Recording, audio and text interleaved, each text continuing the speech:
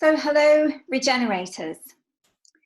We've taken note of your feedback in the survey. Thank you very much to all of those who completed it.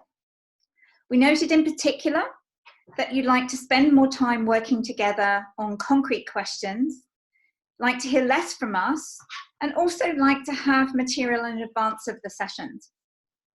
And just to reiterate again that the reason we designed the course the way we have was primarily to avoid creating extra work for the people in this cohort during this turbulent time, to keep the course as simple as possible when talking about complex subjects, and to make it accessible in times of financial constraint for many of us. But we do recognise that has also attracted a beautifully diverse group, where for some people the information is not new, but for others it is. And it makes it difficult to fully participate in the discussion sessions when you're still processing new information. Today I'm recording the story of Psyche for you and exploring what it means for us as regenerative leaders. And we can decide on Thursday which, if any of the insights it has to share with us, we want to discuss further as a group. So why mythology? I'm always seeking new places for insight and understanding. I also happen to love studying Latin and mythology at school because I really loved the richness of the stories, even though at the time I didn't understand the complexity of the messages contained within them. They still spoke to me. The Greek myth of Eros and Psyche is one of the most instructive stories there is on the feminine personality. It's an ancient pre-Christian myth. It is a Western myth, first recorded in classical Greek times, having had a long oral tradition before that in many other pagan religions. So first, a few useful things to remember about mythology and why it's valuable to us.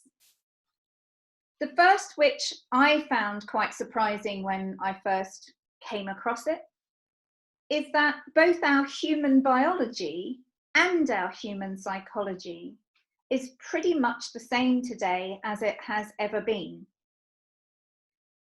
What has changed and emerged over the last 7,000 to 8,000 years is the gradual different worldviews we have adopted over time as the human experience has changed, as we discussed in our first module through the lens of Laloux's work. But the developmental potential of the human psyche has not changed. Myths are rich sources of psychological insight. Literature, like art, records and portrays the human condition. Myths are produced by the imagination and experience of an entire culture and age, and can be seen as the distillation of the dreams and experiences of that culture. What they try to share with us is a universal truth for all people of that time. And when we touch the thinking that myths bring us, even though they seem archaic, distant, or irrelevant for the digital age, if we can translate the symbolic meaning contained within them, there's still something we have to learn. And that's what I'll try to do in this recording. Also, when we speak of the myth of Psyche in particular, we're speaking of femininity wherever it's found, in all genders. We're not speaking of the female and the male gender. We're speaking of the part of anyone's psychology that's feminine. We're speaking of the journey of feminine psychological development, and that's both important for a woman and also for the feminine psychology of a man. And we're talking about finding ways to balance the masculine and feminine psychological traits within us. And what we're really interested in is what insights that gives us to try to create better balance between the masculine and feminine psychological traits within society and within business as agents of change. Just as a quick aside, several of you remarked in the your feedback that my way of speaking and delivery is fast and complex. So I'm making a real effort to deliver slowly with the least possible complexity in terms of this story. But I do want to add a caveat that sometimes it isn't possible to deliver complexity with total simplicity, even though it's desirable. Learning to be comfortable with complexity is part of our current dilemma. So we're conditioned to want things to be simple and easy to understand, that kind of soundbite understanding, but it's not always easy to deliver, but I will do my best. So, okay, here we go. The story of Psyche begins with a kingdom, a king, a queen, and 3 daughters. The 2 eldest are ordinary, not remarkable in any way. The 3rd daughter is Psyche, which in Greek means soul. She's the embodiment of the inner world, and she will take us on a journey to the inner world. Do you know or recognize these sisters inside yourself? The ordinary part of yourself? And the special inner otherworldliness that does so badly in the ordinary world? As Psyche grew up, people began to say, hey, here is the new Aphrodite, the new goddess of femininity.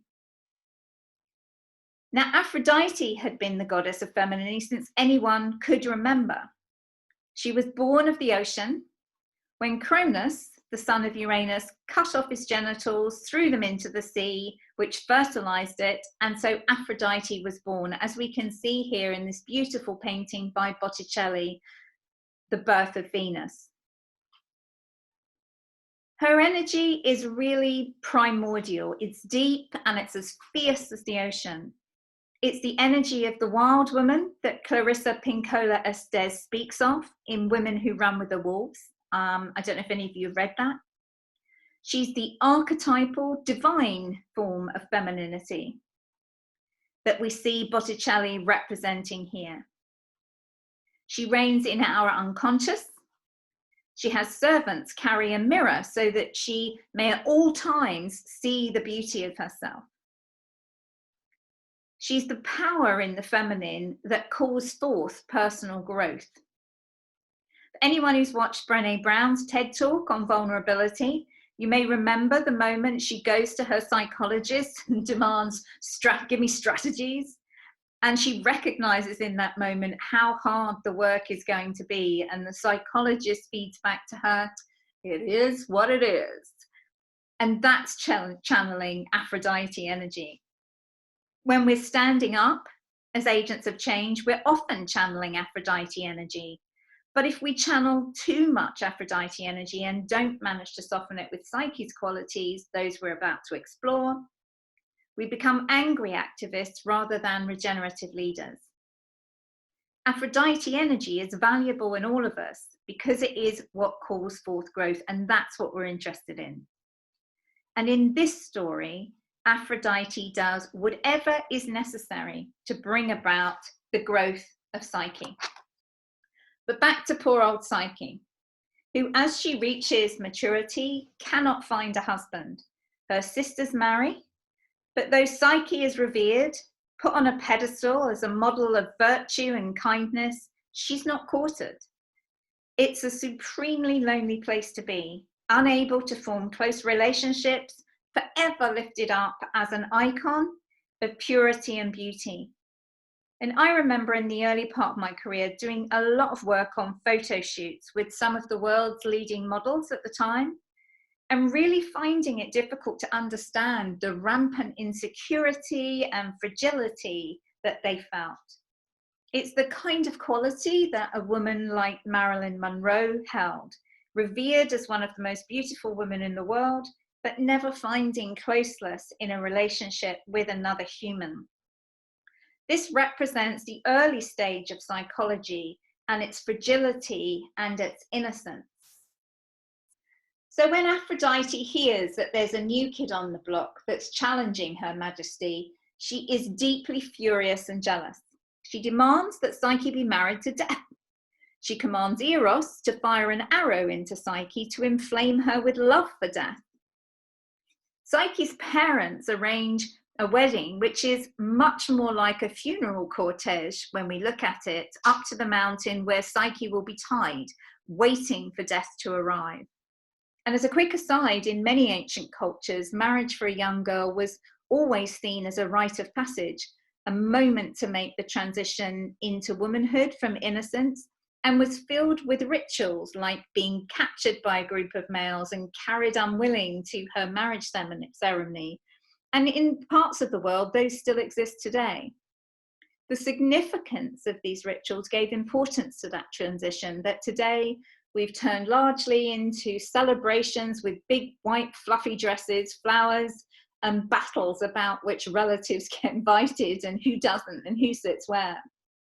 So it's an interesting aside to think about the value of ritual and rites of passage. So as Eros goes to fire his arrow, he pricks himself instead and falls in love with Psyche, takes flight and carries her off.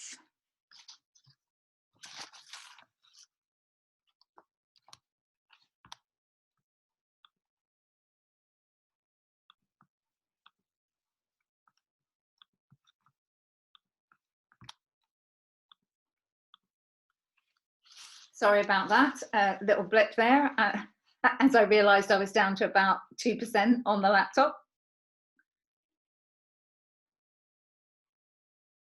So Eros goes to fire his arrow, he pricks himself instead, and he falls in love with Psyche, takes flight, and he carries her off with the help of the west wind to paradise. But even as Eros comes to her, it's a moment for the awakening of Psyche. Eros demands she cannot see him, cannot look on him, and can ask no questions of him. And in this, we can hear the echo of a patriarchally designed world here, in which a woman is subject to a man. So Psyche can dwell in paradise as long as she meets these conditions. We've probably all been in relationships where the male gender or masculine driven person wants peace, quiet, not to be asked any questions, doesn't want to go down the route of let's talk about this, let's explore this. It's the feminine part of our psychology from which the demand for growth comes.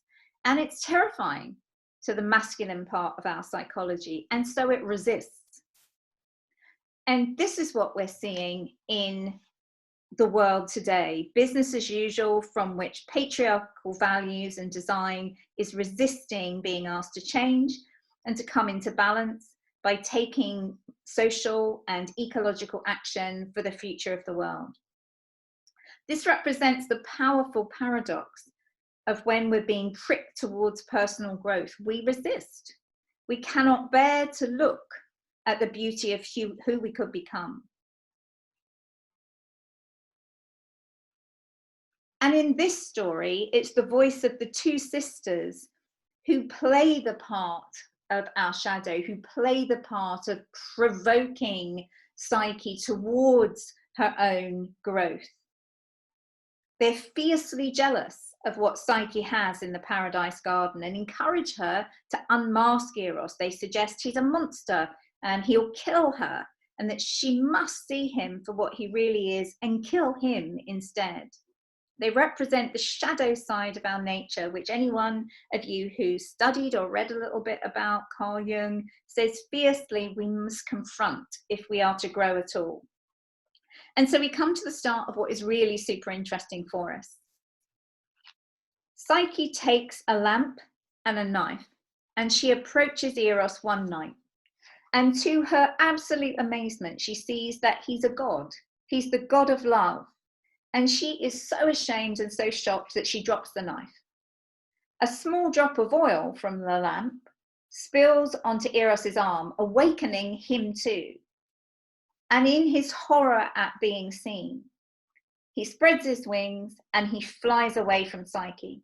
She clings to his ankle, but eventually she has to let go, and she's dropped out of paradise alone and bereft. She shone the light of awakening on herself, and she is awakened, ready to start her journey. The light represents the light of awakening, and this is where we begin to see what is, and it reminds us why seeing practice is so important.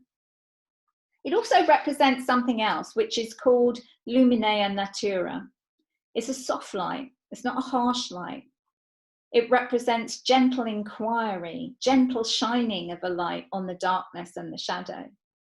A woman gently shedding light on a situation can create miracles, but a woman with a knife in her hand can kill. What does this call us to? In mythology, it calls us to think about how we communicate. It calls us to be mindful about how we deal with the shadow inside ourselves. It calls us to shed light on the darkness, but a kind, compassionate, and gentle light. For us as agents of change, it calls us to think about how we act in the world as agents of change. I think of it as a reminder to be both bold and brave about confronting darkness, but also to not be violent. So I think of it as a guide to consider and think about both non-violent communications, empathetic communications, but also about how important it is to be able to do that from a place of values, of boundaries, and of inner strength that we're about to come to. And it prompts me to think about our responsibility as regenerative leaders to shine light on darkness wherever we encounter it. But in this moment, poor Psyche is heartbroken and at a moment of complete collapse. She's been touched by the divine inside herself. And from here on out, she is on a journey to wholeness. But right now, she's in a state of collapse.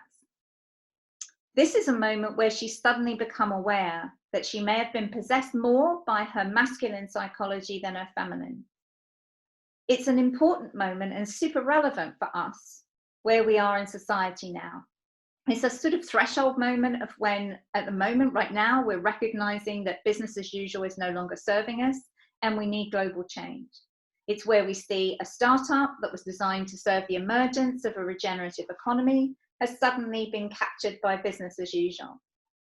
This is where we begin to have the potential to see what is. And when a woman is touched by an archetypal experience, she often collapses. A man goes on a quest to slay dragons and rescue fair damsels. And remember here, we're not talking about gender, but a woman has to withdraw to a very quiet place and remain still. So what's the message for us here? That reconciling the feminine and masculine psychology requires silence.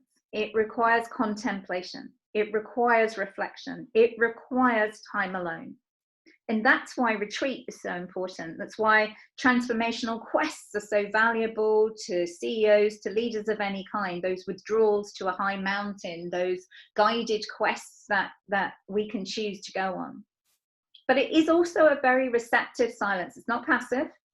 It's the kind of silence that welcomes in the new, the potential for transformation. Psyche goes to the river to drown herself.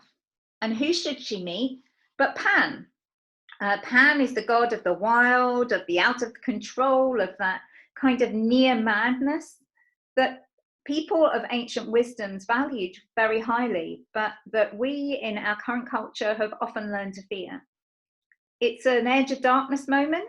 And don't you think that I'm recommending this, but that you can, some people seek through microdosing. In the 60s and 70s counterculture movements, people sought using LSD. But it can be something as simple as a fit of wild weeping that just releases something in us. And it's an indicator to us in this story that we can expect these moments of acute collapse, fear, loss of vision, energy, way forward, as part of this journey of reconnecting with our feminine psychology. And I know when I first truly experienced a moment of psychological collapse, that as I came out of it, I often, for days, weeks on end, experienced a kind of raging panic most days. So I could hardly even breathe at times. And if I hadn't discovered good old Headspace, that little beautiful mindfulness app, I might have gone back to a bottle of pills. These are really edgy moments. Anyone who's had the misfortune to see their teenage child become the victim of drugs, may know and understand that what's happened is that the young psyche of a young person, which is completely unready and unable to cope with what drugs let into their psychology, succumbs. It's a really, really difficult moment. And good old Pan sends Psyche, says she has to go to reconcile this to the god of love Eros, which is a bit of a bummer for poor old Psyche, particularly as she's already lost him and he's flown away and has been recaptured by his mother Aphrodite. But what it is for us is a message to say that it's how important it is to be loyal to continuing to build relationship. Eros is the god of love, excuse me, but he's also he's the god of relationship. To get to Eros, Psyche must confront Aphrodite, who has him again in her keeping. And when she does, Aphrodite gives Psyche 4 tasks. So this is the moment when those of you who've been crying out in your minds, oh God, no more theory, what do I do? Get a couple of answers-ish, maybe. Aphrodite gives Psyche 4 tasks. The first task is a pile of different seeds, a massive pile of different seeds that she must sort before nightfall or die. True to form, Psyche collapses in a heap, but an army of ants comes to her rescue and sorts the seeds for her. And Aphrodite is pretty grumpy about the whole thing, but concedes that Psyche has done the task. But wow, a pile of seeds to sort. What a rich metaphor. What does that mean for us? And on the surface, we can immediately identify with everyday life challenges of creating order from chaos. Anything from getting the kids ready to school, finding their socks, making a packed lunch, getting dressed, answering a million emails while finishing a report, or even the symbolism in that a woman's body has to sort a hell of a lot of seeds and choose just one if she wants to give birth. It's also a message about differentiating, learning to sort things creatively. Ant nature is instinctive, it's not rational, we're not ants. So it's a call to learn to sort instinctively, whether it's the one closest to a value we hold dear, the nearest one, the easiest one. It's a call to action by instinct rather than the rationality that the masculine mechanical mind uses. It is also unquestionably a call to sort the inner life, to learn to sort feelings, values, boundaries. And this is much of the work that we started last week in Laura's ecosystem exercise. It's a way of beginning to sort the seeds of our own lives. And it is the feminine part of our psychologies that has this capacity and this responsibility. No man, and here I do mean gender, can begin to sort the inner seeds of his life without coming into connection with his own feminine psychology. The second task that Aphrodite gives Psyche is to cross a river and gather some of the golden fleece of the rams that live in the field on the other side. And again, Psyche thinks of collapse because the rams are really fierce creatures and could crush her and pummel her.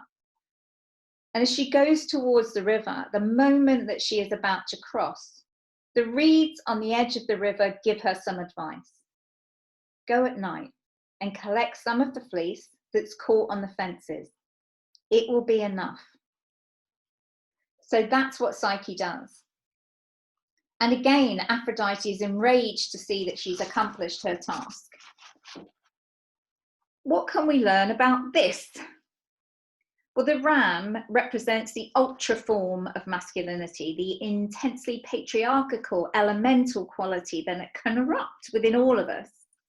When it comes time for a woman to confront that masculinity within herself, she may instinctively run and hide from it. Or if it's been activated at a young age, and I can give myself as an example here, when I stepped into the world of work in the 1980s, where, as I've mentioned before, I was often the only female around the boardroom table. I chose to behave like a man to gain acceptance. In fact, I think I probably did it totally unconsciously and without thought and quite naturally. And I'm sure many women who grew up and grew into the workplace in the latter part of the 20th century experienced doing that. That kind of woman has to find her own psyche within, by contrast. But this is essentially a message about power. And that is really important for us today, because the balance of power is out of kilter almost everywhere we look in life. It's a message that says, take only what power you need, take only a little. And that may sound like an infuriating message to a feminist activist, for example, who's overwhelmed by a desire to squash and crush and obliterate the patriarchy. But to do so, we're only channeling masculine ram power.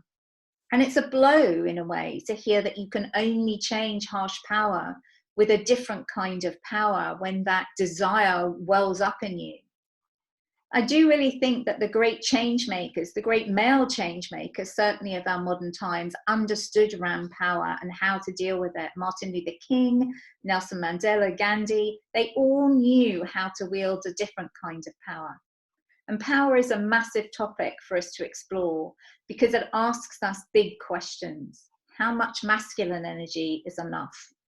How much feminine energy is enough? What is enough? The third task is to take a goblet of water from the river Styx. I think it's called Styx or Styx. The Styx is a circular river that runs from the top of a high mountain through the caverns of hell and back up to the top again, which is weirdly appropriate for the circular economy. It's protected by fierce, fierce monsters. The current is fast, the banks are steep. It would be easy to be swept away and drowned by its force. And Psyche must take just one glass, just one crystal goblet of water. It would be really easy for her to give up again, to collapse. And she does collapse into a state of despair again. But luckily, an eagle from Zeus saves her. He flies down, picks up the crystal goblet, dives down to the river, and as he's flying along, fills it with water and brings it back to her. So what are we to learn here? This is about the vastness of vision that opens up to us once we are awakened, once we are called on our journey. And it's a piece of advice also to do one thing at a time. Feminine consciousness has often been called unfocused consciousness. And this is a reminder to be focused, to take one step at a time, to do one thing well at a time when you're ready. It's also a reminder that you will gain this vastness of vision. You will become like a magpie, gathering all the bright, shiny new things that are arrayed in front of you. We started off this course by noting how many different fields of inspirations our inspirations have come from. And I've mentioned how many different things I felt I needed to learn, how many things I wanted to study. You know, over the last 5, 6, 7 years, I've often felt paralyzed to act because I've constantly been telling myself a story of just one more piece of knowledge, just one more goblet of water, and then I'll be ready. I'll be ready to act. So it's an acknowledgement that this widening of vision can and will happen, but that there is a moment when that vision zeroes in like an eagle's on a single task by task, or one single vision approach to what is ours, really ours to do. It's about a little of quality being enough. It's about seeing the world in a grain of sand, if you like. The eagle perspective is one which opens up the next step. It's a call to learn how to see the whole wide picture and then zero in on one step at a time. I've always thought it was a call to systems thinking, but to human action. Before we get to the fourth and final task, you'll probably have noticed that in each of the first 3 tasks, it's nature that steps up and helps Psyche. The ants come to help her sort the seeds. The reeds at the edge of the river speak to her. The eagle flies down and helps her with the goblet of water. And that is a reminder to us to seek out and partner with the wisdom of nature. And I won't say anything much more about that here because we've already talked about it extensively in this course, and I think we all recognize and we know that that is important. There is also the message that Psyche is always at the edge of the river when she is being given advice and help. She's at the edge of the reeds. She's by the river when she meets Pan. And that is a symbolic message to us to remind us that change and creativity often happens in the struggle of duality, in the edge of strife and struggle. So that we should not step away from that, but almost actively, to a degree, to seek it out. It's also a reminder to build intentional practice, that mindful, intentional, patient, eagle-eyed vision, wide vision that we need to be able to see into systems in order to be able to change them. And so we come to the fourth and final task, which is the hardest. It's one which many of us never even get to. I know I'm certainly not close yet. Psyche has to go to the underworld and seek a casket of beauty ointment from the goddess of the underworld, Persephone, and return it to Aphrodite. And I'll do my best to tell this part of the story, but I don't have any personal experience to bring to it, so I'll just tell it to you as a story. Psyche sees the impossibility of the task, and this time she goes to the top of a high tower to throw herself off. Notice this time she goes to a human-made structure, not to nature for help. The tower gives her instructions. Carry 2 barley cakes in your hands, 2 coins in your mouth, and take your courage with you. She heads for the river and sees a man with a donkey carrying firewood. A few sticks fall to the ground, and in her generosity, as she normally would, Psyche stops to pick them up. But she's forbidden from doing this, as she must conserve her energy for this vital part of the journey. She arrives at Charon the ferryman and gives him a coin. On the crossing, she sees a drowning man who's desperately reaching out and begging to her for help, but she must not help him. She must not stop. In Hades, she is confronted with 3 women weaving face on a loom who ask her for help. She must walk on by because to help would mean the loss of a barley cake and she would never return. She confronts here Ceredrus, the 3-headed dog who is the guardian of Hades. And to get past him, she throws him one of the cakes. And you'll probably notice here that I've used an image from J.K. Rowling's Harry Potter, because this is where she got her inspiration for the 3-headed dog that was guarding the way down. I can't remember which book it was now. It might have been the 2nd book, but the title is currently escaping me.